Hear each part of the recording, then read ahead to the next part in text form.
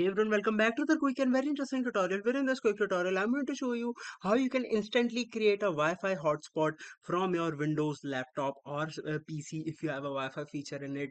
Now, in order to do it, just simply open the settings. If you cannot find it in this control panel, just simply go to your system settings, Windows settings, and in the settings you have to go through to this option. This is network and internet, and here in this option you're gonna find that mobile hotspot. Once you go over there, you can easily turn it on, and once you do that, here you're gonna see a Wi-Fi hotspot have been enabled, and I can easily scan this to connect, or I can get the password from here, or I can even easily change these password settings and connect my other devices with the Wi-Fi, or I can even just share this from Bluetooth also if I have a Bluetooth or a cable also. Alright, so that's it for this tutorial. I hope this video will be helpful for you. Make sure to hit the like button and subscribe button for more such helpful and interesting tutorials. See you in the next one. Take care.